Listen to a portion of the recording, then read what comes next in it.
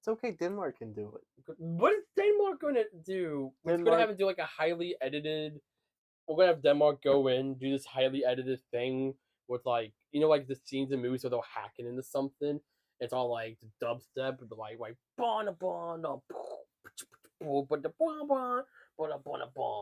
song they used in Deadpool 2. Mm-hmm. That was also in the Sonic the Boom. Bangarang. Yeah, that was also in the first trailer for Sonic Boom Rise of Lyric. Yeah. And when we watched the movie, Denmark, I think you know exactly what to do now.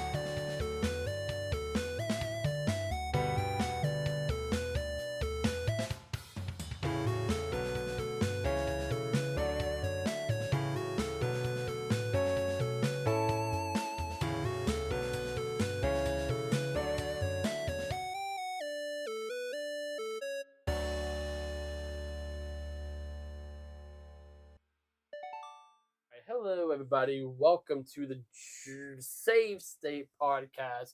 Really About wanted to say the Dreamcast podcast. I was at the Joey 64 podcast. I was a J. They can't see that. It might be a 4K cam. This is not a 4K cam. It might be a 1080p camera for a 4K system. A 4K system that has a lot of controversy at the moment. If you haven't heard. Yeah, and I think most people have heard, but we're gonna say how Nintendo sucks, because that's the popular thing to say right now, right? Nintendo sucks. They forgot about Mario. Old Nintendo used to be better. They just keep making stupid anime games, like the Fire one, the one with the emblem, and this one with the stupid green dinosaur. Like freaking, that's my least favorite anime. Barney. Why does anyone watch this podcast? It's a good question, but we're finding out, and more people are watching as we go along. That is true. We are. We must be doing something right. We're doing something right. People are finding us. Maybe they pity us. That's probably what it is. I take pity points. Pity points become pity money, which becomes real money in my pocket. That's true. Not yours. Yeah, I don't get paid. You don't get paid. The only one who makes money out of this operation is Denmark. Yeah, you don't even. I'm the one who loses here. You don't lose anything. We're going to be honest. I lose my pride. You lose your pride? Yes. You just didn't have any, did you? That's true. But also, I don't know. I think I lost all my pride in the last episode with my whole the Winter Village. See, that's not. I mean, we're bringing that up again. But that's not embarrassing. It's just honest. Honestly, I didn't even find that talk about it embarrassing. I just know some people are going to take it that way, which that's fine. Right. I don't. People want to talk about it how they want to. All like 50 of y'all or whoever. But I didn't mean that in a passive aggressive way. I meant that in like oh, that's cool. Guys, please don't leave us. We need you, please. Yeah. Subscribe to the page. But no, if you didn't check out the last episode, it's honestly it's my favorite episode. We talked about dreams, and I talked about a very long, very in-depth stream that me and Thomas started talking about for like probably about another 30 minutes after the podcast. Mm-hmm. So check that out. That was a lot of fun to talk about. Yeah. But to start off the episode, I want to know, what have you been up to recently? Have you been in terms of like media, movies, shows, books, gaming? Media. Have you been up to anything? Games? I have been getting back into games lately. I am weird because sometimes I have long bursts where I'm in a game and I'm playing it a lot and I'm like, it's great, and then sometimes I don't touch a game for months, and it's crazy because that's kind of new. Mm-hmm. Like in like the 2020s, we're in the 2020s, but the early 2020s. That's weird to say, but it's accurate. It's almost 2026.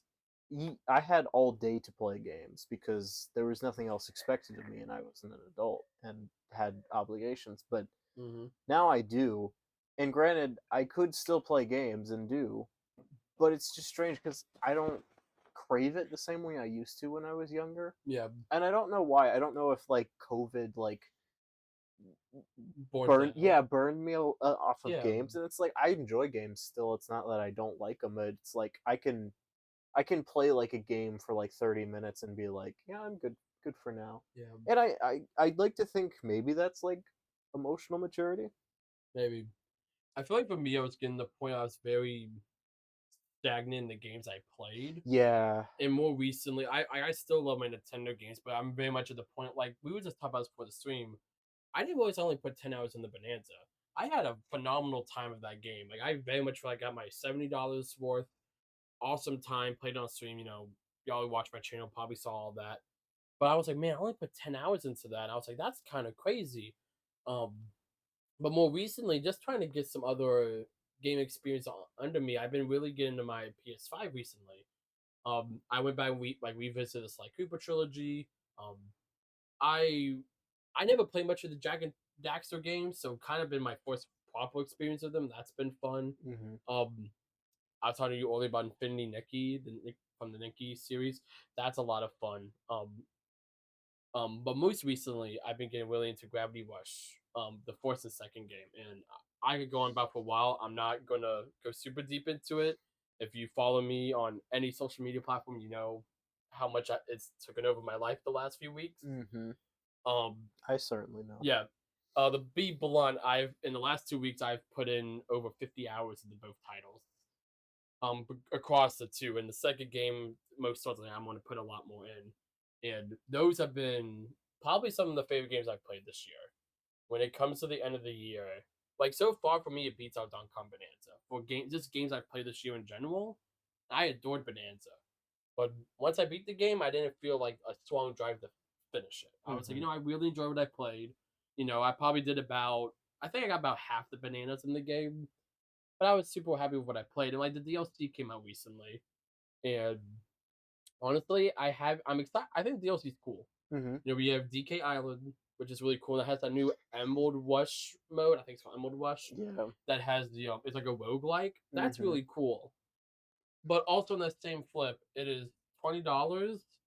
And just looking at the content, it's DK Island itself has no new plot or anything. It's literally just It's Donkey Kong it's a Island. You know Donkey Kong Donkey Island Kong from Island.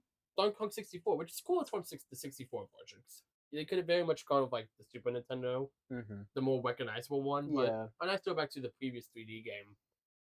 But it was very much I'm looking at this and I'm looking at the new roguelike mode, which looks cool, but it's still again very much I'm looking at this and I'm like, I feel like this should have been like five, maybe $5 for the map and $5 for the modes, like $10 together. I almost wouldn't mind they sold the maps. Like DK Island was $5, I would buy it. Hmm. And then just play through that, mess around with that for 2 hours. I feel like, that's my money's worth there.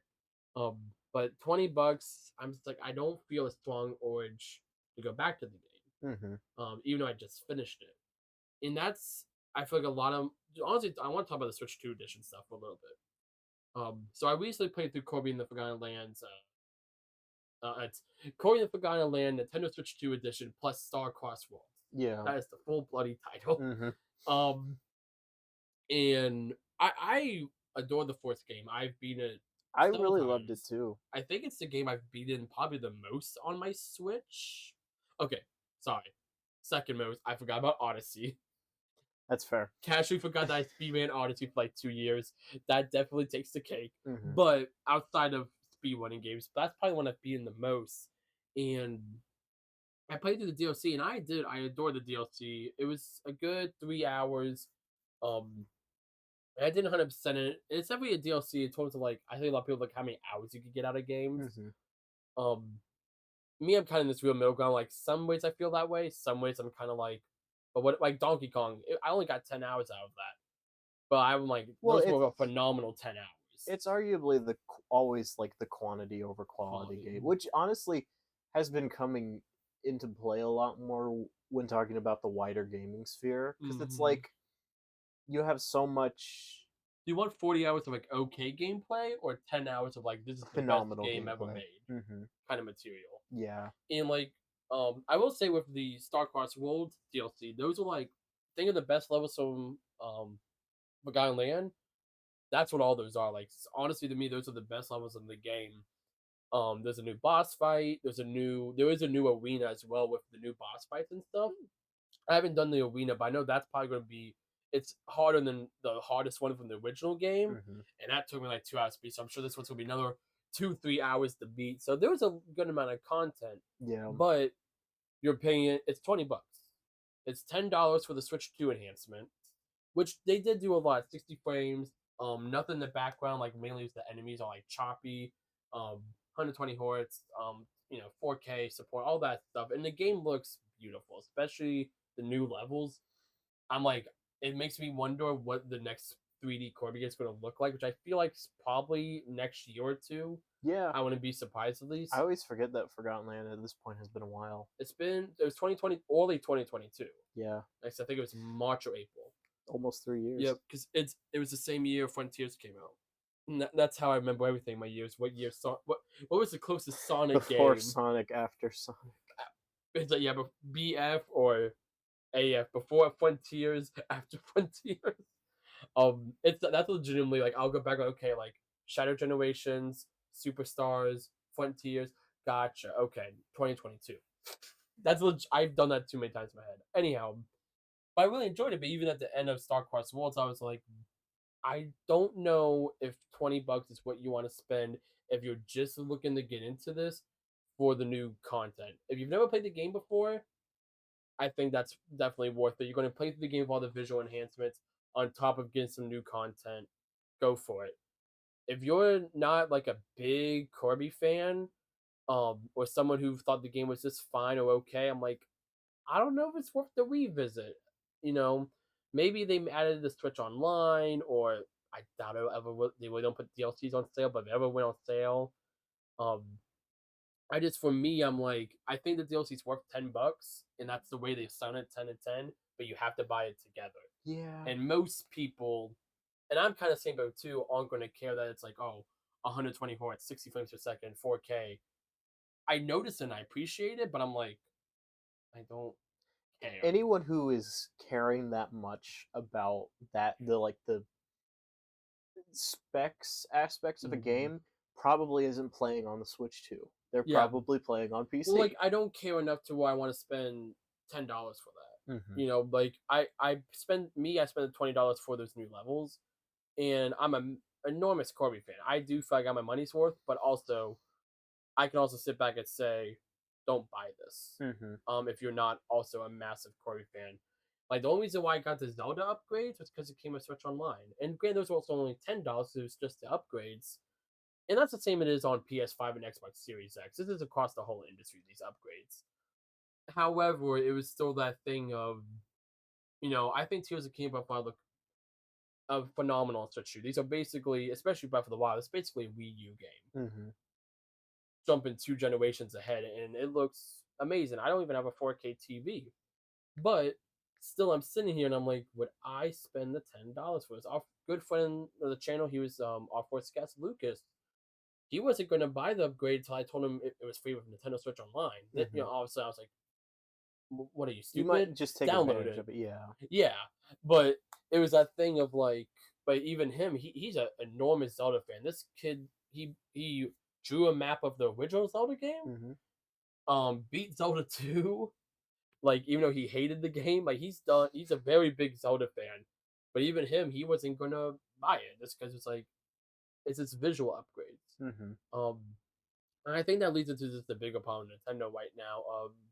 I feel like not that the content isn't good. I still think they are still making some of the best games and DLCs in the industry, but I feel like they are majorly outpricing a lot of people, especially families. Well, and we live in a day and age where a lot of things, particularly with gaming, but you can apply this to anything, things are priced not as they are, but as they can be. So it's Mm-hmm. like, in reality, does a does a Switch game cost per unit $20 to develop? It's a good question, and I don't know enough to say the answer to it, but regardless of what it is, whether it should be 5, whether it should be 10, Nintendo will do whatever they think it is because people will pay for it. And again, not Mhm. to say, not to call you out Yeah. for being a part of the problem, but Oh no, I am. I'm very honest about that. yeah, and not to say it's a problem. People can buy what they buy, but I definitely think people they speak they vote, they speak, they whatever with their money. Like Yeah. that is a semblance of standing with something, especially to companies saying, "Hey, this is something that I support," because ultimately the number is what matters. Mhm. So it's like, as much as it's kind of, it sucks to have the reality check of thinking of Nintendo as the, we talked about this the other day, the stock obsessed like boardroom meeting, old men in suits. Yeah. Like, as much as it kind of sucks to think of Nintendo as that company, they are very much Yeah. that company still, as most They're a very are. traditional company at the core. Yeah, and it's like, Um, I feel like we're entering a stage in just the general gaming industry where people are doing things just because they can and people keep buying it. It's like, mm, I've talked about this for a while, and it's kind of gaining a bit more traction. I am very much against pre-ordering games because yeah. initially it's like, oh, what's the harm? I'm going to get this game anyway. But when it becomes a question of this, pre-ordering games is what companies find as if this game is successful or not the actual games of this, of something, like even in its 2 weeks, pre-orders. Yeah. And like, companies will judge from that, oh, this game is not going to do well, we're not going to Mm, support it like more than 6 months. Like, yeah. it's a sad reality that we've gotten to that point so far. But, and I saw this comparison today actually. I feel like there are a lot of parallels to what is happening now in the industry to the crash in the 80s, Mm-hmm. where it's just the market is getting so oversaturated, and not necessarily with like inferior product, but it's just like there's just so This much. is so bloated. Yes. Honestly, I wouldn't be surprised. There's been talks of this mainly throughout this last year and this year, with especially with all the layoffs that have been going in the gaming Hmm. industry. I think last year was like the worst of it, but this year's also been pretty severe. That we're heading towards, at least on a macro level, another gaming crash. Not to the extent like the one we had in '83 was like pretty much if it was for It almost killed Nintendo, gaming, yeah. the game industry would have been dead like period, at least in America. Hmm. Um, but in terms of and to clarify, this is the home console. Arcades were doing Yeah, they were doing phenomenally at the great. time. For those who don't know, but I can very much see this getting to a point where you're going to see a lot of closures, not because it's hard because like obviously the reason why company like Microsoft closed like Studio Tango and stuff like that, they're like, oh, because of like money, whatever. Which like that's not the case, but not because of like, oh, like they get nickel and dime or save, because like quite literally they're not going to be able to keep these studios open. Hmm. And I think you're going to see this more with, you're going to see the big three, Sony, Nintendo, and Microsoft, take huge hits, Yeah. but you're really going to see this hit in companies like Ubisoft, Activision, um, Sega, Atlas.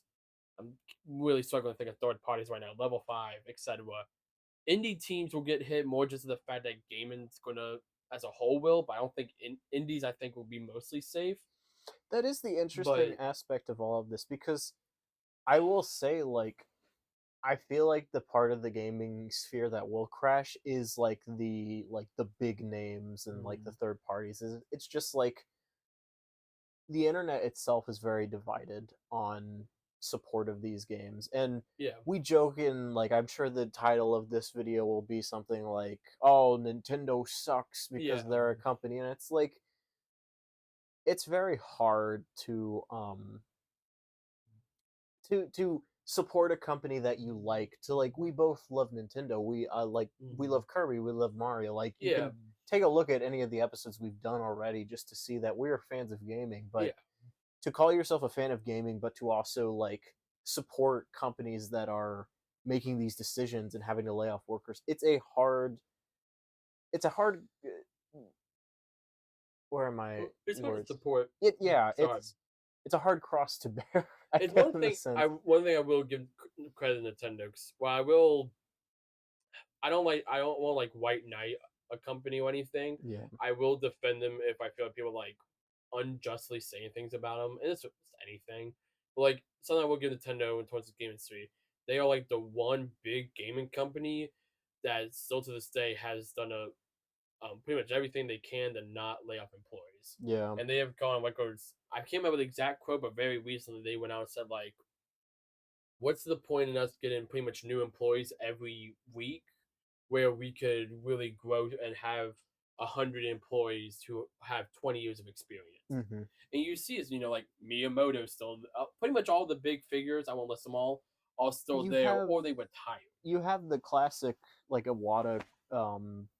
I think he made a quote. I can't exactly remember, but the fact that he took pay cuts during the He took, I time. believe, a 60% pay cut, and almost pretty much everyone after him took severe pay cuts as well during the Wii U and 3DS Hmm. era, the early 3DS era, Yeah. where they were just at it was the year of Luigi, 2013, where they had the worst financial year in the companies at the time. I think they just hit 100 years old. 19 Yeah, 1913. That Hmm. was the 100th year of the company. And he, like West his soul, but like Awada was such a visionary and someone in gaming you still hear people talk about to this day, and just the stuff that he did. And he very much resembled, like, he was a businessman. Hmm. He was like, he's the one who helped pioneer like the Wii, the DS. He helped with a lot. He's the main reason why we got Pokemon. Hmm. Game Freak had the definition of spaghetti code. If you think the corn version of Red and Blue are spaghetti code, quite literally, it was so spaghetti code they couldn't get the game work. He was one who went in and fixed that. He was one who went in and made Earthbound and the Mother series a reality, because that was another thing they were told. You have 3 months, or we have to can this project. Smash Brothers. I can't think of other ones, but I'm sure there's a bunch of other examples. He's definitely the face of like that. When people think of the nostalgic Nintendo, he's like anything that is related to it can be tied back I think directly to him. him, Reggie, and like Miyamoto, like the big three. I always think about. I always think of that one E3 where they did the puppet Yeah. show, and it's them three, or like even Hmm. like the Robot Chicken E3 they did, where they Yeah. were the like three humans they made. I always think back to those, because I mean they were, and I was like, Reggie's retired. Unfortunately, Iwata passed away in 2015, and Miyamoto's still there, but he much tell me. He's mostly there to be there. Well, he's heads like the movies, the theme parks.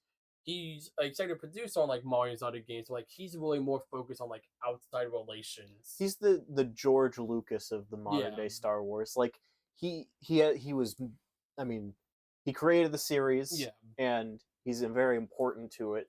But ultimately, his I feel like involvement is he's like, working on the projects he really wants to. Like, I feel like he's heavily involved in the movies, hmm but like that's why I think he's like he knows that people work on the games are fine. yeah. They're gonna make and he'll still give guidance. He's long from the days where he walked in holding two DVD cases saying the Wii needs to be this big. Well, actually, that might have been a Wada. I might be getting my stories confused, but still, like, Miyamoto's also done stuff like that before. He's just that kind of visionary. But anyhow, getting away from our main point here, gaming industry as a whole has been in kind of a tight space recently, and I feel like there's a bubble that's getting ready to burst. But Hmm. the main thing we wanted to talk about in today's episode was mainly like the big elephant in the room has been the direct that came out 2 weeks ago, Hmm. and I we're probably going to bounce around. I do have the game list up, Yeah. and geez, I just have Nintendo's shop open, and they're selling a bundle of Bonanza with the DLCs. It's $90. It's just It's the sad reality that we face today, like that. like That's being a Nintendo fan. maybe this defeats the point, but I won't lie. I look at that and I'm like, man, $10 more, I could buy a Virtual Boy. So I think that more goes against the point of anything. Yeah. No, let's start talking about that. I think there's been I think all that was sorts the of. biggest, craziest decision. Um, So from my point of view, I think the Virtual Boy is one of the sickest things Nintendo's ever done.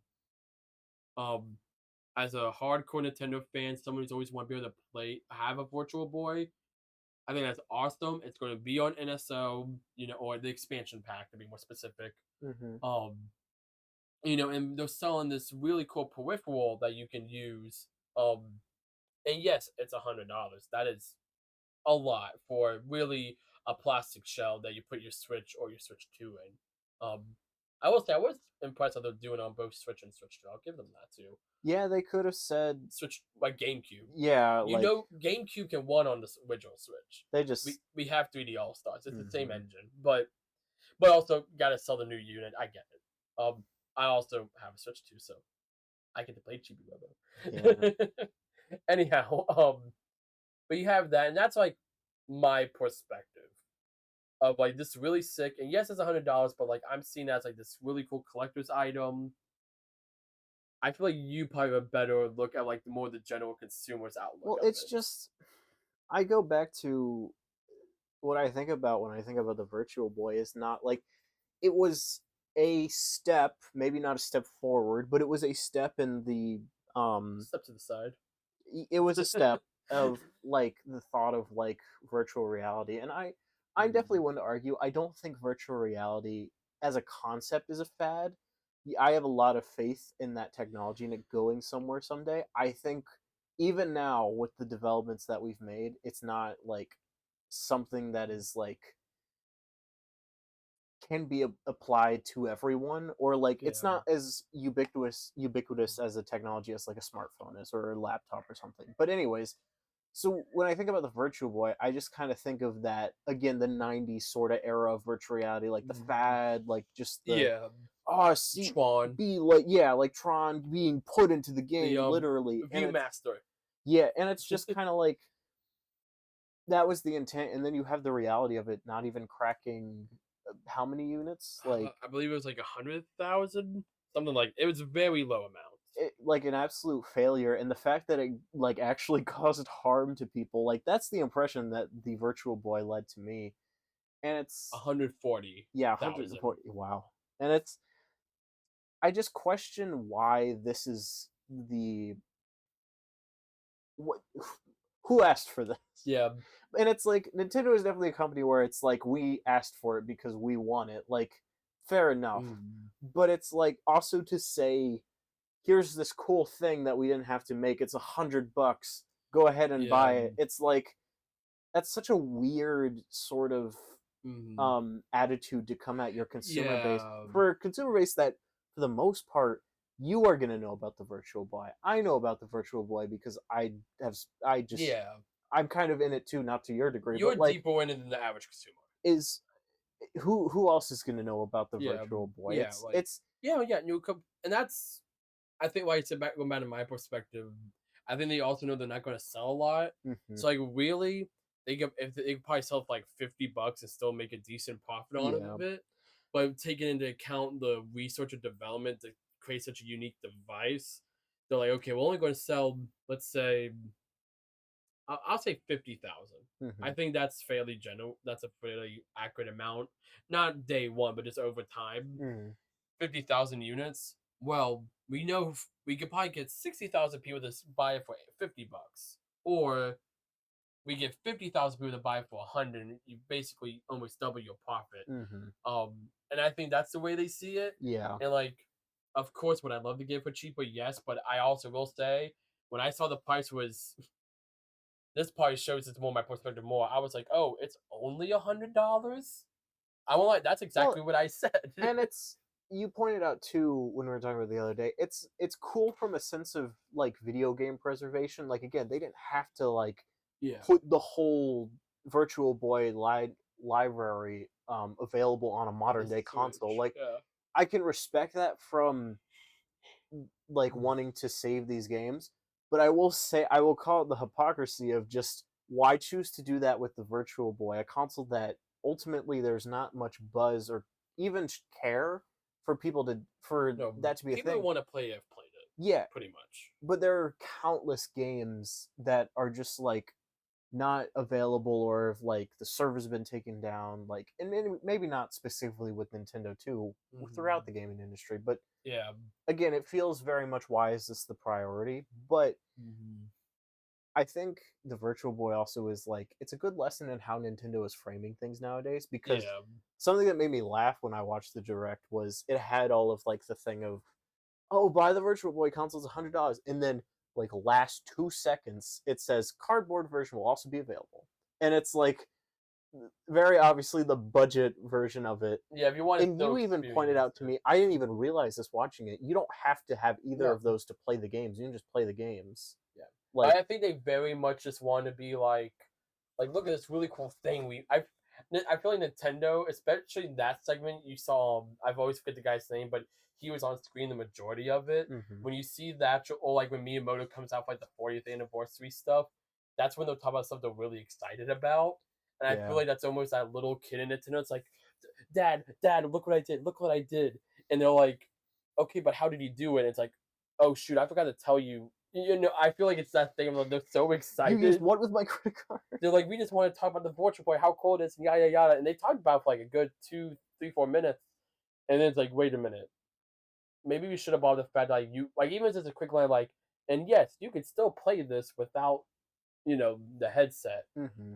Because yeah, a lot, especially since it's for the base pack that's only $20 a year or $3 a month, you're gonna have a lot of people who just be like, I'm not going to download that. If I have to spend $100, that's 5 memberships, year-long Mhm. memberships. Which yeah, I can definitely get it. Or even the cardboard headset's $20. That's do you want to buy that or do you want to buy a $20 a year's worth of NSO? You know, Or do you want to buy Stoked on. well, hey, we know what the best deal is, and I don't. Is Silk Song? Yeah, Silk 20. Song is The 20. same price as Hollow Knight. See, that's what That's a makes it. whole nother discussion. But that's a part of it too, cause like Yeah. same week, like back to back, like same week, Yep. roughly. Like you have two different sides of the gaming economy, and it's just like That's true. I've seen so many memes and jokes. Like I don't know if like someone put out a statement or if it was a company or if it's like the joke statement, but it's like, um, how can the AAA companies keep up with a literal 3 or 5 team member Mhm. developer who puts out this amazing game that breaks, Pretty much one game a decade. yes, and breaks like Every record. every record, every shop, whatever, Uh-huh. for $20. And like Yep. I feel like fundamentally that is the difference between like the AAA companies and the indie companies, is it's just you already have the support because you're not trying to feed people slop, you No, know. they could have definitely gone away with selling Silk Song. I say you like even like probably $60. Like I'm sure they they could could sell have it for put it four. for $60 and Honestly, people would have bought it. even just like $30, Yeah, $10 more than the original. And I don't honestly probably even $40. I don't think anyone would have complained. yeah. I don't think you would have really solved that. 60 might have had some people speak up, But you see their but motivation too. It's not money. They want to make a well, product that they believe they in. know they're gonna. It is still their jobs, No, but they yes, they want to know break even they're on a gonna that product. it's 3 of them outside of like some like not Fiverr but freelance helps Yeah, they've got for stuff. freelancers. But the core team shares 3 people, and Hmm. they know if they sell even like probably 1 million copies, each one be $20, they'll make Yeah, the money. Plus they had their Game Pass deal. Plus I'm sure they've had other deals with like Nintendo and yeah. other stuff and And it's whatnot. not to like companies. I don't hate the concept of a company. I'm Yeah, not anti like or not consume I'm not gonna we're capital. not gonna talk about the struggles in a capitalist system, although I'm sure it factors into the argument here somehow. But Episode 114. yeah, whatever. Um, it's more just I understand that companies have bottom lines and they have employees that you want to see them like keep their jobs. Like I don't want to see big Yeah. companies just fail. But at the same time, I feel like if more companies adopted that mindset of okay, we are going to break even, and then anything else is Yeah. bonus. Like, Well, okay, so to go into because I would like to make sure we oh touch yeah, move touch upon on. at We've least been on this for multiple a minute. games. No, but no, I'm playing off your point here. So Mario Tennis Fever. I'm gonna say this now, so I don't repeat it every time. I am wildly excited for all the games announced this direct. I think this is probably my favorite direct. It very much fed me pretty much every franchise I adore from Nintendo. Hmm. Um, so like I just go on the assumption I'm probably gonna buy almost all of this. Um, I'm a hypocrite, I know. Anyhow, super excited for my tennis fever, and legitimately, I know you don't care much for Mario sports games, but in terms of actually, this isn't like Ultra Smash where it's like here's tennis, that's it. You have the big story mode. You have 50 playable characters, over 40 different like customizable wackets, a bunch of like there's actually content here. It's not like the Yeah. last few sports games where it's like here's golf and 2 courses. Or it's like okay, you're actually putting a lot of love into this. Mhm. So like I definitely feel like it's a high quality product. Yes. $70 is asking a lot. Mhm. 60 I feel like it's kind of like the most you should be asking for this. I really think 40, 50. You know the funny thing, and it's just I kind of miss this argument just because of Yeah. how it's escalated. Remember when Nintendo pricing a remake from the Wii U at $60 was contentious? Oh yeah, with Tropical Freeze. Do you remember And they those delisted days? Tropical Freeze from the Wii U I eShop. I miss those days because man, as much as I that miss the was Wii also U eShop. questionable, um, Yeah. as much as that was questionable in its own right, that argument was so much more fun than seeing the prices nowadays of At games. least Tropical Freeze, like, yeah, that game's worth $60. Yeah. It's one of the best 2D platformers ever made. But I don't know. But my point in Tennis Fever, honestly that should probably be a $40-$50 game. Around that range. Because it is still like a full like in-house Nintendo game. One of the studios, Camelot, they release a game every 2 to 3 years. So it's like, Hmm. but on that same thing, this isn't like Tears of the Kingdom where the Zelda team did nothing but that for 5-6 years. Yeah. Camelot releases a new game every 2 years, pretty much. They have a constant flow of money coming in, outside the fact that Daddy Nintendo's paying them, of course. Yeah. But just if they want their own, okay, you're making a new Mario spin-off that sells even like Strikers Charge that didn't do amazing, still did like 4 million, 3-4 million, which is Yeah. still an astronomical amount. Like they compared to the original Hollow Knight, and this is amazing. The original Hollow Knight did this. The original Hollow Knight in its lifetime sold 17 million, Hmm. massive amount. But that Nintendo does like around those numbers typically at least once or twice a year with some of their games. Yeah. Nintendo hasn't made. They sell more than enough units, and granted, they have a much bigger, a much larger amount Player of base. employees or player base. But in terms of like But also, people yeah. they have to pay, like employees, but something like Tennis Fever, is it worth $70 if you're really into Mario Tennis? Probably. I think this probably will be one of the best Mario sports games. But like even me, I don't think I want to pick up Tennis Fever when it comes out. I might pick it up if I could get it for like a Black Friday deal. Maybe if I'm just like, well, I doubt we're going to be in a drought anytime soon for the Switch 2 because we're getting a game almost twice a month right now. Hmm. But like maybe there's a bit of time, like like let me pick it up. Honestly, I might probably not even this, but only time I can really see myself buying this for one of the charity events. But we'll probably just play Aces if we really want to do tennis.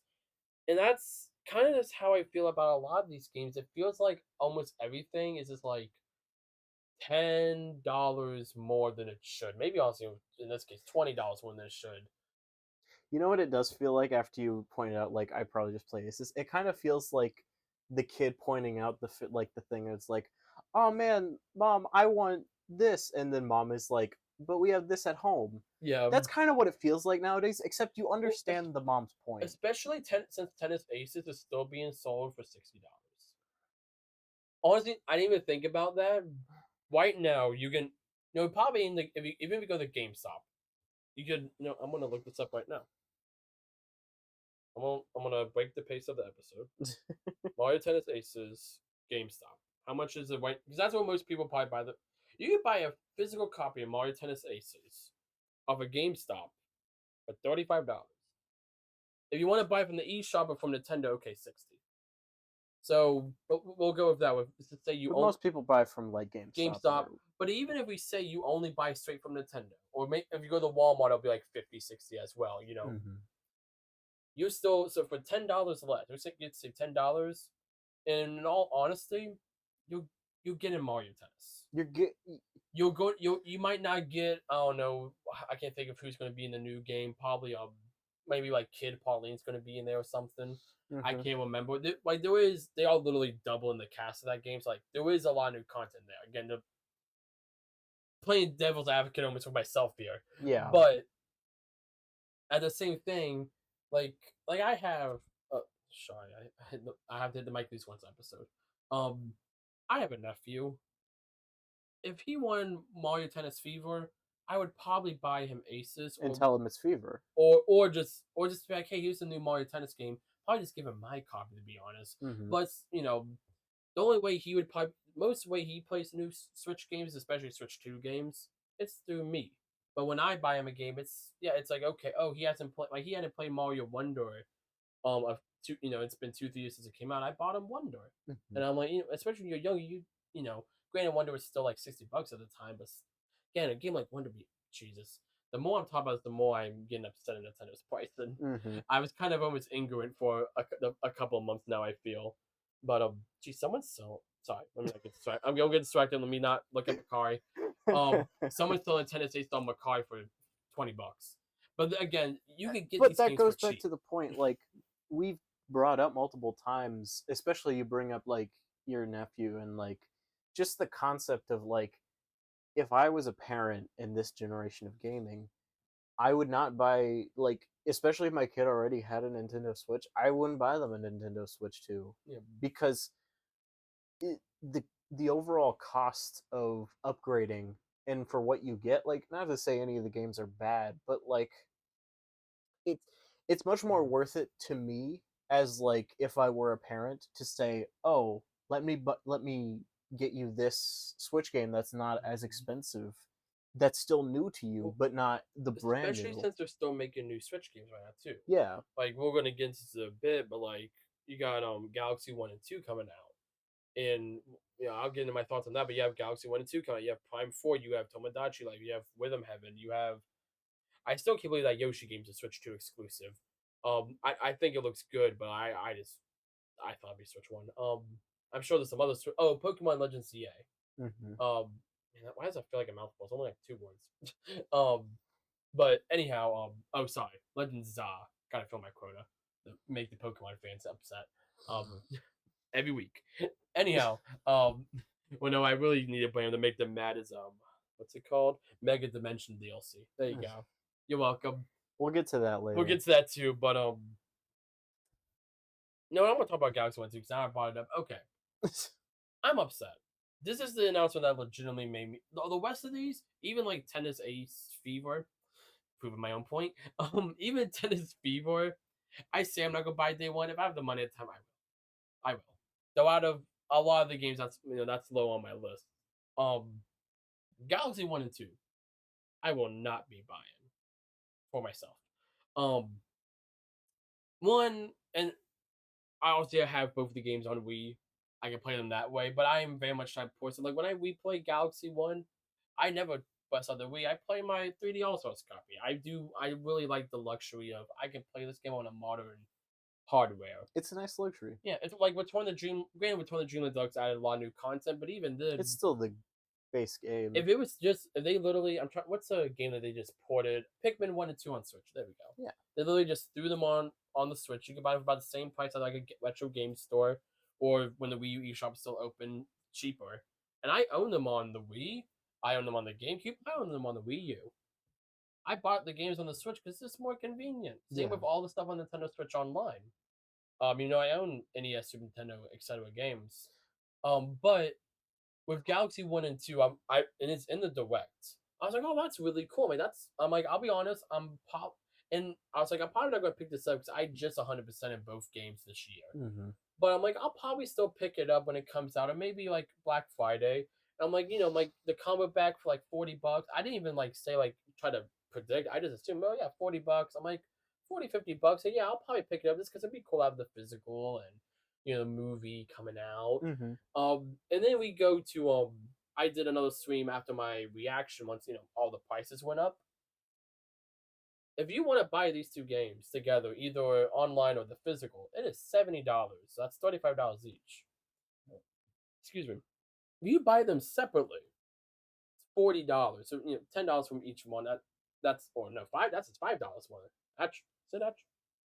It is 70. Okay, I just wanted to double check that. So you only saving $10. Not even like that much. $10, but still. So even outside of the like, honestly, do I feel like these two games are worth $40? Yes, they are. Like I think any 3D Mario game is maybe outside like 64 I would say in is their peak. in their Like, especially in their peak, but like I would say any 3D Mario game is worth like 50, $60 personally. mhm. Even like nostalgia side, they're just Again, we're not talking about the value of the games themselves. We're talking just the monetary value they're priced at. Like, yeah, they don't always. I think that's the problem. Like, we're right now they're not like equaling each other because it's like from the standpoint of these games were priced at this originally, they came down to this, and they mm, were this like on whatever thing for years. yeah, Now they're tied together, nothing majorly new added, slapped onto hmm the Switch 2, $70, yeah. please. That's like at minimum, I feel like these should be 50. And that's the problem. And we talked about this before. You have two sides of this because you have one, you have the parents who aren't going to see this as they're not going to see these as old games because like not everyone cares that much about video games. They just see games as Well, they're games. gonna see it as two Mario Odysseys Yeah, for the for a deal. They're going for to pretty see it much as the a prices deal. for $10 more than Mario Odyssey. Why would you buy? Because this is going to be on the original Switch. Hmm. It's not actually get no, it's not. It's not even going to Switch 2 enhancements. Mm. Um, but you can. It's like, oh, I can get Mario Galaxy 1 and 2, two Mario games for $10 more than any other Mario game. Or in the case of Switch 2 games, I could buy. I almost swore. I could buy Bloody Mario Tennis, a stupid Mario Tennis game for $70, or I could buy my kid two Space Adventures based off the movie coming out. So Hmm. I'm sure by the time this releases, we'll get a trailer or something. Yeah, Super it's the Bowl. They'll tie-in. start getting promoted. And it's like I'm glad that these, especially Galaxy 2, are on modern consoles, and this isn't a limited time, bull crap or I whatever. expected it to be a limited time thing. So, but it's not, and that's awesome. Hmm. Sunshine, we bought the GameCube with, it's Well, gone even at away. that, I didn't even think about that. You have the 3D All the Stars. three All Stars, and granted that was for a limited time, but that was $60 $60. for three But whole games. even if you want to, because I remember people saying this that $10 for 64, 20 for Sunshine, and then 30 for Galaxy, which I think is fair. Yeah. I think it's because that's how, like, 64 games were $10 on the virtual console. GameCube never got a price. I'm like, I think so 30 for each. I feel like, again, that goes back to my point. Really, I think there should be like 40 and then like 50 if you want to get them separately, or maybe even 60 separately, 30 Hmm. each, just to like really make people buy the combo.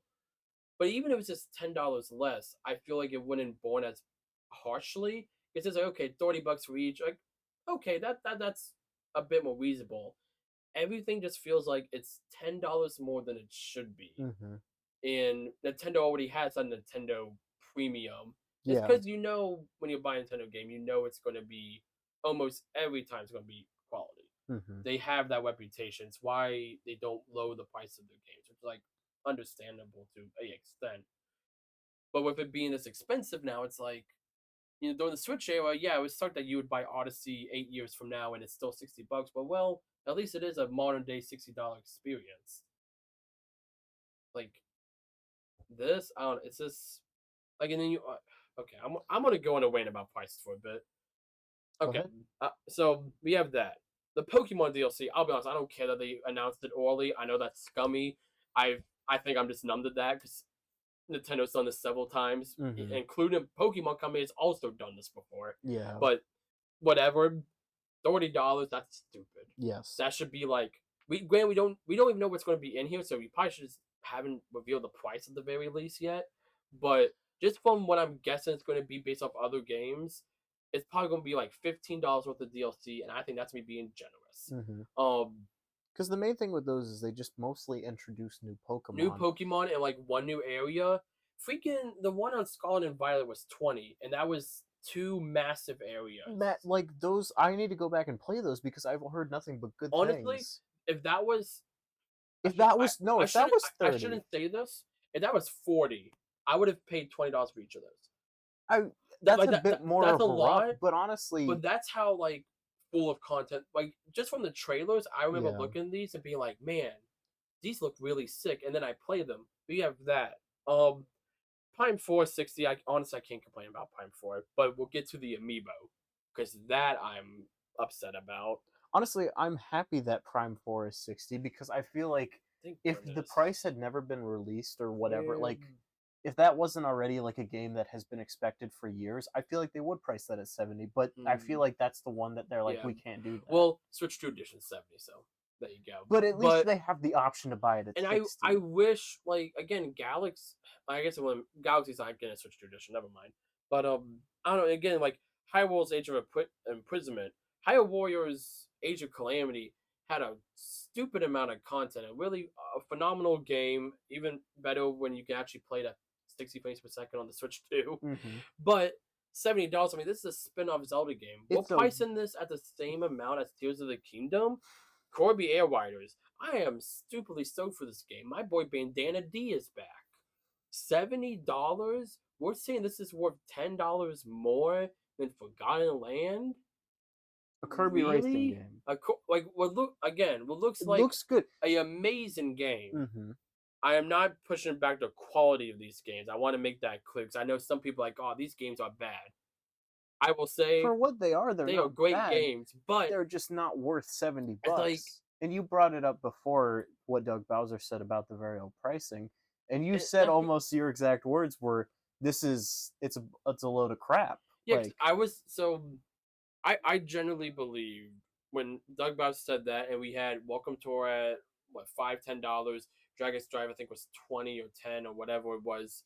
I was like, okay, we have that, and then we still had Switch games at the time because we didn't know Prime Force price before 60, and then they realized 70 for Switch 2. It's like okay, like Tears of the Kingdom and buff out $10 for the enhancement, and whatever. But is it okay? Like Mario Kart World 80, like that's kind of crazy, but also that is a game like you're going to be playing this the whole Switch's lifetime, sure. Plus, if you buy it with a console, like probably 90% of people going to, you're paying 50 for it. mm-hmm. So let's be real here, people. You're Yeah. not going to be an idiot like me and spend $80 so you have the stupid plastic case. Gosh, I love it though. And then like and Bonanza, there's a big first person 3D platformer that feels like a You game that's know, worth $70. you bring up an excellent. But so I'm gonna finish No, my go point here. ahead. Yeah. It's like okay, that feels like it was 70, and even some like I'm like Corby Airwires. I wouldn't be upset if that was 70 if everything else if that wasn't just the new standard now. Mm-hmm. 70 or sometimes like Tears of the Kingdom. If you want to buy that and you don't own the game, you you want to buy that brand new without Nintendo Switch Online or anything, that is $80 on Switch 2. You cannot buy the Switch One version. You can buy a physical Switch One copy, but if you want to buy it digitally, which is how most 60% of the Switch user base buys games, that is $80 to play Tears of the Kingdom. If you're like, oh, I haven't, maybe you bought a Switch when it first came out, played it for up to like 2020, sold it, made they're like, oh, new console. A lot of people that's how they do with their consoles. They sell, trade, whatever. They're like, oh, I didn't get to play the other Zelda game that came out. You look and see it's $80. I used to spend 400 and pretty On the much console. $400 on a console, and if you buy a stupid camera, another $50. I like the camera. I'm not. My wage is now bleeding Podcast out. brought to you by. But But there's a point I you wanted go. to make too. I need to cool down. Like $80 for a game you technically don't even own, because you have on top of all of this the whole like the EULA changes, the licensing changes, and it's like, to be fair, that stuff's existed for a while. This Yeah. isn't new, and I don't think people should pretend that this is a new thing because that makes it It's been around since the Wii. Yes. However, that also doesn't make it better that the fact that games are going up It's just another thing to add on top of it. and our rights as consumers are going down. Like, that's not something that they shouldn't have an inverse relationship. Like, if I'm going to pay $80 for a game, that is my game. I'm free to do with it whatever I want. It's why I really like buying physical games. And the one thing I will give Nintendo credit on with physical games, if you buy a physical game, that game is on that cartridge, and Nintendo rarely does day one updates. Mm-hmm. I've had games on the Switch though on the cartridge. It's Chris Tales, one of my favorite indie RPGs I've ever played. I have a physical. It literally says if you can look at what version number, it says like 0.00 like 4. You cannot play that game physically if you do not update it. One time I deleted all of I put on a fresh Switch. That's what I did, and I just to see what would pop up, and it was a broken mess. And I'm like, that's like again phenomenal game. I love that game. I have you can kind of see it. I have a poster of it. It's right there. I have this big GameStop poster of it, and excuse me.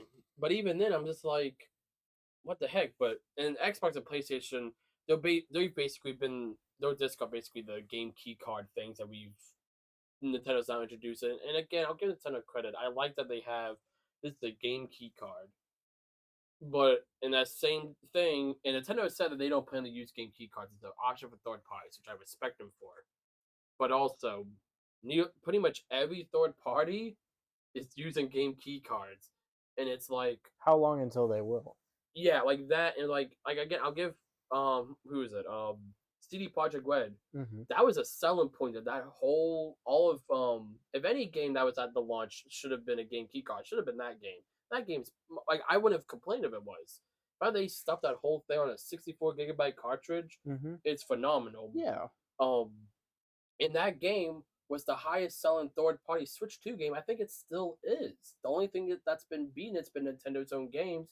And in some weeks, that game has sold more than like Mario Kart. Yeah. And all these other third party studios like, yeah, Switch 2 games aren't selling physical Switch 2 games aren't selling as much as we thought. Meanwhile, CD Projekt Red, it's like this is like the best sales we've gotten for this game in pretty much since the launch. Mm-hmm. And it's like, man, I don't obviously I think not everyone's buying it because it's physical. Yeah. But I think that's the big part where you at the store, you have that big game key card bar. Most people are going to sit there and read all the details. Like, what the heck is this crap? Like, no, I guess I'll buy Cyberpunk. At least that's they'll probably most people probably like, oh, at least that's a normal game. Yeah.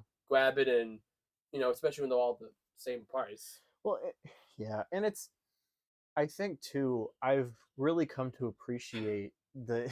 Sorry, Yeah, I'm like, I feel like I just went on a long rant. I'm like, yeah, it doesn't help that I think the reason why Nintendo is catching so much flack for this, because not a lot of this is very new for Nintendo. They have done like the NES Classics line for the GBA, like they priced those games for like. well, just go for the Switch. Like we bought a Donkey Kong Tropical Freeze. Tropical We've Freeze. had that.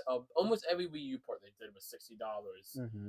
Honestly, the only game I could think that they did that was a port that wasn't 60 was Mario vs. Donkey Kong, and that was 50, and that was a full blown remake. Yeah. Like again, that's a game I feel like it's not worth 60, but it's like again like that's where that's the game you choose to make 50. Mm-hmm. I feel that's more they didn't have much faith in it. Anyhow, and it like, not to point out that Nintendo have done it before. It doesn't make it better, but it's like yeah, it's nothing new from Nintendo. I just think with the dialogue around like consumer rights and the fact that gaming is just getting so much more expensive as we go forward, like it's all kind of hitting them in this perfect wave of like this is terrible. And this was kind of like my main takeaway of all of this is as much as as much as it's hard to like say you love a company, you're not really saying we love like the side of Nintendo that is making these choices. You don't like Nintendo on the stock market. You care about the developers. We like the people who are sitting days on end, probably being crunched, but that is a whole other different the whole other topic for another day. Another thing that's wrong with the gaming industry, guys. But the fact that they poured their heart and sweat again, Nintendo is like they're probably even more crunched because they put in the time and effort. Nintendo typically doesn't rush games. Yeah. They put in the effort that they can. I mean, they delayed the Zelda game because they just wanted a year to polish it. They delayed the game several times. And that's not and I will applaud Nintendo in that a lot of when it comes to third parties, you do not see that a lot. Well, the one time like Nintendo, you notice like this last away. The fourth out game we got, we really don't even know what the fourth one out is. It's probably actually going to be Fire Emblem because I think that was just given 20. That's probably going to be more holiday. Mm-hmm. But all the West normally give us 1 or 2 games to look forward to, like further out. I wouldn't even be surprised that's like a late summer game.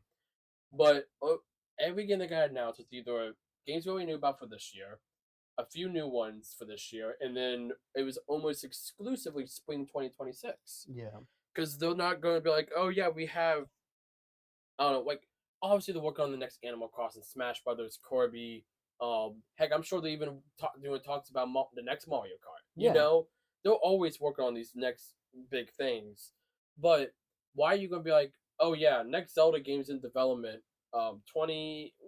2027, and then it's like, oh, actually 2020, actually 2029, and they used like Breath of the Wild was the situation. A lot of old Nintendo games were like this, but I like how they immediately realize, but sooner than the rest of the industry has at least. They're like, why are we doing this? Hmm. And I feel the last games we saw them do this with was Tears of the Kingdom, Yeah. which I think was a game that was going to be more of just like a new Breath of the Wild, would end up becoming a lot bigger than that. And um, Metroid Prime 4, which Hmm. That's been a that has a very messy development. So I could get them. They literally restarted development halfway through. So like, okay, I understand that one, but you know, outside of that, all their games like I know like Splatoon 3 got announced nearly a year in advance, but it's also like okay, like that's a game that like you want to hype up for a year. hmm. Same with like Tears of the Kingdom. They really started hyping up. That was like a year long cycle. Yeah. Um, I'm sure there's other games too, but like even Mario Kart World. If you want to even take that little teaser we got at the Switch 2 reveal, where we saw like 5 seconds of it, that was what? That was in February, because the direct was April, so Yeah. probably February. We'll say what? That's 4 or 5 months from reveal to release. If you want to go from the actual reveal, really 2 3 months. Yeah. Um, they're really good about just like, hey, like when we're ready to talk about it. Honestly, probably when we see most of these games, they're probably ready to go gold list polishing them. Like I wouldn't be Hmm. surprised if like Rhythm Heaven is done. Yeah. It's just we're gonna polish it up. Same with pretty much all these games because why rush it out? Hmm. The only like I said, I think the only game that they probably isn't ready to go gold that they showed off is probably like Fire Emblem, and the rest some of the spring games are probably like working out bugs. Yeah. But it's something I respect them for, especially like I love the Game Awards. One of my favorite. It's one of my favorite events every year to watch. 2 hours of those reveals are just going to be CGI trailers, Hmm. and like it's going to be exciting when you get like the big reveal of like Monster Hunter. But even that's probably going to be a CGI trailer or It's whatever. just the state of The how things are. industry. Yeah, the state of the industry. Um. And I feel the need to point that out because there have been countless times I feel that the choices of a conglomerate like huge company affects how people perceive the people sitting in the room actually making the games. We talked about I've talked about been very vocal about Mojang Yeah. and the whole situation with like There's a updates not different. feeling Yeah. good, like the necessary change to a Microsoft account. Like, as much as I don't want to say that Mojang is a perfect company or perfect, even perfect development team, like Yeah. there you can criticize anything, Mm-hmm. but don't direct your hate for policies, for EULA changes, for like silly things like that. So I like mean, not to say that those are silly, but like, like the guy who made the Happy Gas. yeah, it's There's a difference between even versus talk about Mojang. There's a difference between not saying you should throw hate towards the Mojang legal team, but there was a difference between the Mojang legal team that's the ones who are actually doing this and the person who made the Happy Gas. The or the guy who made the Happy Gas was in the boardroom like, guys, I have a great idea for the next what we should add in the Copper update. We should just ban random players. mhm. Like that's not what they're doing.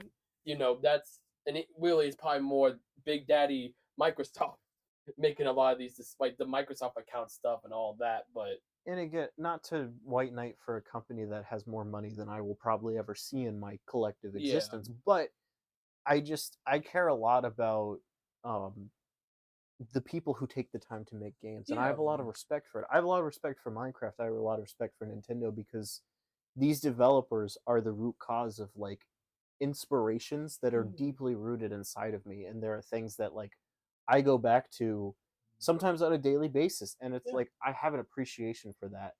But I just think it's very unfair to have that dialogue that should be had about the unfair practices or just um, bad things that people are yeah. doing, but direct your direct what you want to say at the people who should hear it, Direct it whether or at not they'll hear it or direct not. at the company as a whole. Don't be going on Twitter, messaging. Actual developers. Messaging. I can't think of someone. I'll go with Jens. Don't be messaging Jens on Twitter, being like, "Bro, what's up with the eulogy?" Not Mhm. eulogy, EULA. My bad. Yeah, The eulogy, the EULA. because Now, the if you're grand upset about the happy gas, maybe say something about that, but also don't be rude about it. yeah, If you generally don't like a new Minecraft update because of the actual content, like you're not excited about the Copper Golem, make your voice be heard. that's But definitely don't go and it's a bit rant of about it. that's a bit of a derailment from just the talk of Yeah, Nintendo, but it's the same but it's the concept. same. Like ultimately, I think the best way I can sum up how I feel about Nintendo right now is, and honestly, I feel like I'm more of an exception than anything. 'Cause one, like I do YouTube, I do this podcast. I'm also just a massive Nintendo fan. I have a lot of reasons to support the company and buy the games. Mhm. So like, I'm definitely not the average. I'm far from the average consumer. Yeah. You can't see most of this room, but you see some of it. You've seen it You before. see this sign. I think that alone shows it. However, even I'm like, I feel like every game is, I feel like should be $10 less than what it is right now. I think in a lot of cases, like you talk about tennis fever, it's probably be $20, $30 less. But you Well, and know, not to mention, it's at least with I can only speak for the United States, which we live in, yeah, it is a rough time to begin with economy-wise. Like people are struggling, like yeah. and it comes to a point where it's like again going back to if I was a parent, like if I'm already struggling to like put Get like the feed bare my basic parent yeah, needs. feed my kids and like pay my The rent. Switch 2 is not your priority. Yes, and I feel like it's a matter of being seen too, like that you don't even think about because Mhm. it's like you don't want to be seen as just a number that could potentially give a company money. People like being seen as people. And Yeah, I think that's what again, that's what separates like smaller dev teams and indie developers than AAA companies. Um it's more personal. yeah, it's people want that personality, especially nowadays where things are rough and it's Like it's what you'll hear people say, like, "Oh, I want to support Team Cherry."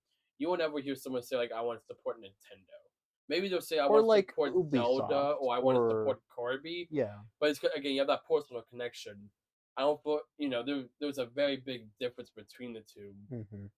Maybe like even someone like, Or like Toby Fox, like even him, like yeah, people love him because he's very personal. He's a very real person. mm-hmm, I think a lot of times people kind of the companies themselves kind of portray themselves as the everyman or like the whatever person who yeah, wants to always be happy, but that's not always relatable. And mm-hmm, especially when you're trying to shove like your overpriced games down our throats, it yeah, just becomes a question of like this is enough. Like yeah. how long are you gonna sit and accept it? I would say for my like closing notes on this, even as someone who like I will probably end up, especially like 2 3 years from now, I'll probably end up owning all these games. Hmm. This is like I know the games I want to buy, games I want to enjoy. Um, Same with like we didn't even touch on the amiibo, and I don't want to delve into that too much because it's the same points. Yeah. But like my biggest thing is that, like again, if all the amiibo, I feel like they need to be $10 less than they are. Even like I even think of that with the Corby amiibo because I think $40 is a fair price for those.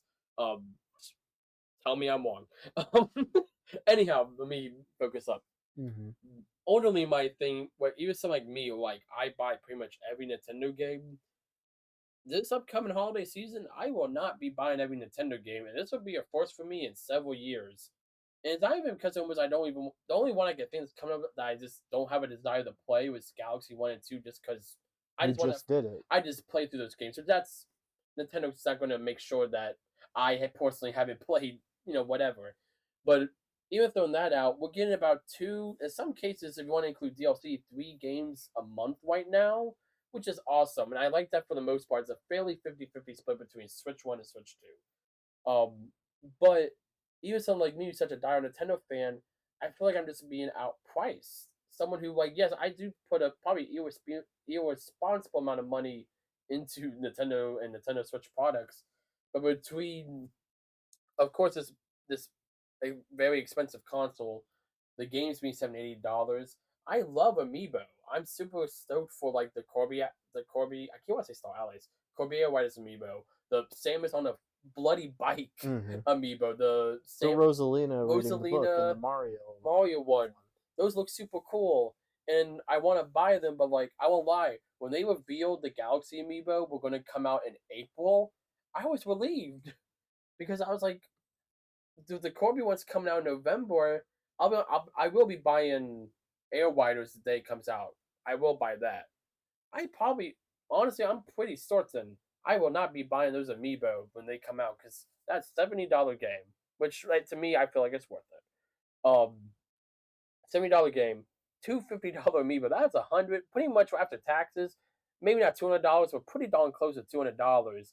And they always said there's gonna be more amiibo to be revealed. There's Hmm. probably gonna at least be one for the main four. We're talking about nearly the price of the Switch 2 itself. And granted, again, not everyone's gonna buy all. Most people probably gonna buy one of the Corby amiibos and maybe like switch them with their friends, like the kids. And I think that's a really cool concept. But like again, it's just like if even someone like me, who's like a diehard fan, is struggling to like somehow like be like, yeah, I'm gonna buy all this. I think there's a problem there, and especially even if you want to see people who like reviewers, where this is their job, and even I've heard several podcasts are like, if it wasn't the fact that this was my job, I wouldn't be buying this and this. Even stuff like we have like the talking flower from Wonder. That's super sick. I think that's really cool. I I'm not completely forgot about the I'm talking I'm not flower. gonna buy it because I'm not. I was like, that's cool, and but I'm like, and do I think that's worth? I think it's being sold for $30. I'm like, yeah, I think that yeah, it's a nice, well detailed, nearly foot tall little statue thing that talks to you. That's sick. Uh, but I'm sorry, it's like, do I want to buy that or do I want to buy a amiibo? Do I want to buy a game or do I? Look, I'm in the fortunate situation. I have the money. Why I don't have to worry about buying for food and stuff? We're not even talking about that situation. Like it's talking about someone who is privileged enough who can spend all this money on games, and I'm having a debate about that. Hmm. And you have, the Virtual Boy. I won't lie, I really want to get that when it comes out, but that's slap dab in the middle of all these games coming out. And I have had a bit of fight in my head. I'm like, am I really gonna buy that over, I don't know, Rhythm Heaven or Tamagotchi Life or Mario Tennis or all these other cool games coming out? Pokemon. Pokemon. Like, do I want to buy that or do I want to buy, like I said, one of these upcoming games, or do I want to go see the Mario Galaxy movie? Because that's granted to be about probably $20 for a ticket. But again, that's especially if you're a family. If you take, let's just say, two parents and two kids, we're talking about probably about $80 to go see that movie. Not saying that's not worth it, but you go to see it. Are you really going to want to buy Galaxy at the same time? Are you really going to want to buy the $40 amiibo for your kids, the Switch 2 to play them, the stupid Virtual Boy headset?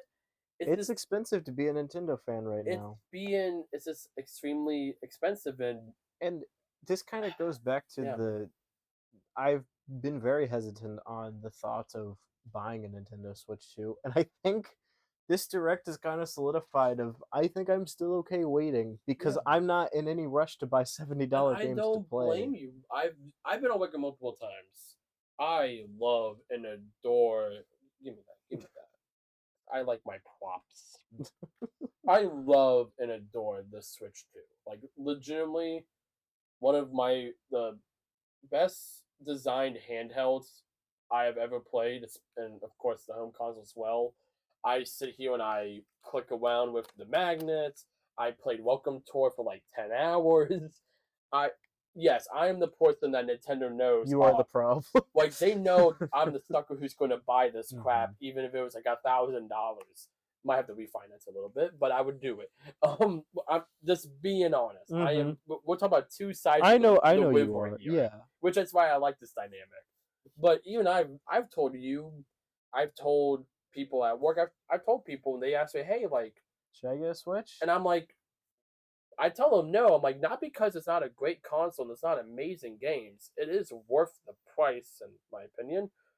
However, like the only thing I feel like you would really drop money for if you had to switch to right now, would be Pokemon Legends ZA. And Hmm. like I've heard the only reason why you would buy something like Donkey Kong and stuff, not that you didn't enjoy Bonanza, is it's because well, like I had to switch too, I might as well buy Bonanza. Yeah. But you're not like, oh, I'm buying a Switch 2 I'm for not a Bonanza. die-hard Donkey Kong You're not fan. buying the Switch 2 for Bonanza. It's maybe when you get a Switch 2 a couple years down the line, you're like, oh, you know what? I I really, do remember that game being fun. I'll get it I'll if it's pick on up. sale. It's like $40. I'll pick up Bonanza. Why not? Put in some good. I'm just throwing out a price. No, I wish. Yeah. Oh yeah. Maybe 65 if you're lucky, and maybe the DLC be thrown in for free. Um. But that's the thing. I don't think I've recommended the Switch. I've recommended the one friend to buy, and that was Lucas, because he's in a similar space to me where he will buy. Like he bought Mario Kart, he bought Donkey Kong, and he probably won't buy all the games coming up out here soon. But like he'll probably buy Prime 4. He'll definitely buy Pokemon, and he'll definitely be someone who he enjoys having the visual upgrades. Mm-hmm. That's I think the visual upgrades alone are worth it for him because he's more of a spec guy than we are. Um, but most people have told him like wait until there's that you're big into Animal Crossing. Wait till Animal Crossing gets announced. Wait till there's a live. It was my same philosophy with the first Switch because, like, Yeah, I didn't necessarily have a problem with what the Switch was priced. Granted, I didn't think about it as much because I was younger, but wait until there's a greater library of games you actually free to want to play. play Yeah, and who are probably discounted at this point, and then yeah. go at it. At the very least, get a GameStop and make even like audit like Pre-owned games, except they we'll ban go your Switch now, but we'll that's another we'll discussion. go with Mario Wonder because that's a more recent game. I was at GameStop the other day. They're selling for $45. It's still a good amount, but it's not 60. Yeah. You still and if you get like you can get Odyssey for like 30, $20. A lot of older games. If you want to go a bit out of your way, go on Facebook Marketplace. But even as someone who had the Switch One day one and now the Switch Two day one, if I it felt when the Switch One day one, it felt like there was maybe because it was just a fully new console at the time. It felt so much more worth it, even though really the only game out was Breath of the Wild for like 3 months. Mm-hmm. Mario Kart wasn't until 3 months, and that was a Wii U game. And eventually, we got Arms, Splatoon 2, Odyssey, and it got rolling in the holiday season. But I think that was a big part of it. One, and it was also $150 less. But it's like, wow, like just being able to play a home console portably a decade ago was awesome. And this again, great piece of hardware, but being able to, switch is not a new concept anymore. I think that's another big thing against the two in terms of just a piece of hardware. And again, going back to me, I'm the type of guy, since I will be buying, well, I would like to buy every Switch game. And at the beginning of Switch 2's lifetime, I had someone ask me, "Are you going to buy every Switch 2 game physically?" And I was like, "Darn tooth, and I am." After this direct, probably not. Mm-hmm. At least not immediately. But again, the reason why I bought it day one is because I will be buying majority of games that come out. So why wouldn't I? Why would I wait? You'll get enjoyment out of it. Yeah, I would say if there's any thought to kind of like close off this episode of the podcast is subscribe to our Patreon. Spend more of your money. No, I no, was no, gonna say, put your money in the savings and buy a Switch 2 when the Switch 5 comes no. out. No. I would say ultimately, put your mouth where your money is. If you're like me, you don't like this. Like, support things with your money, and don't support things without your money. Yeah, Like if you're not a fan of this, like anyone else, don't buy the games. yeah. Don't buy what you don't want. It's it we need to learn as a society of gamers to stop buying things that we don't want and we're not happy about. Because if we want change, we have to show Yeah, you have to hit the company where it hurts. yeah. The money. Yes, That's and hope they don't lay off an entire section of developers just to make break even. yeah, But it's only something that we as the consumer have to say no yeah. and give them a reason If to you're not change. happy about it, then don't buy it. Write your congressman or woman. Not the point I was going to end on, but that's sure. No, but yeah, I think a lot of what we said here then it just leads back to that again. Like, so like me, I'm happy with my Switch 2. I don't feel like I wasted my money. But again, I feel like a majority of people, especially right now, would not be happy if they bought a Switch 2. You know, at one point I thought about getting my nephew a Switch 2, for this upcoming holiday season. But the more I've looked at it, the more I've thought about it, I'm like, he's not going to get that much more out of this. I think the title of this episode is going to be Nintendo Switch Buyer's Remorse Edition. I don't have buyer's remorse. I love this thing. Got me back into what was the game I was playing when I over Mario Kart? What was it? It was Tricky Towers. Oh yeah. I played Tricky Towers like 20 hours the first week it came out, and I only put I put about an equal amount of time in the world. And I remember you like Joey. I'm like, but it's in 4K or 1060 hertz or Not for whatever. you. On this it is. I mean, yeah, but you weren't playing it that way. No, but it has the cool. Look at the mouse, and then this one also does the mouse. I'll give Nintendo this. At least they put Mario Paint on the And I Switch. still haven't played it. You know what? Even though I have. I take back everything I just said. Nintendo's the greatest company ever. You're right. We love Nintendo. I love Nintendo. I finally convinced you. Now, if only Sonic Racing Crosswords was coming out on the Switch too. Yeah, I don't think it is anymore after that ad. Huh? Oh shoot, he doesn't even know. What? We'll tell you about it later. What? Let's just say Sega does what Nintendo don't. Anyways, I don't know guys. I don't. I'm bad at the outros. Thanks. I'm waiting for you to end the episode. Are you seeing what my Switch 2 looks like right now? Anyway, guys, thanks for tuning into this episode. Sorry if this kind of turned into more of a gaming politics talk, not an actual politics talk. Maybe we'll get there one day. Probably not. But we talk about a lot of things this podcast I don't talk about on Joey 64. That's one I think is an internet rule for me, buddy. Hopefully the next episode should be a lot more lighthearted. Oh my goodness. Freaking I'm sorry.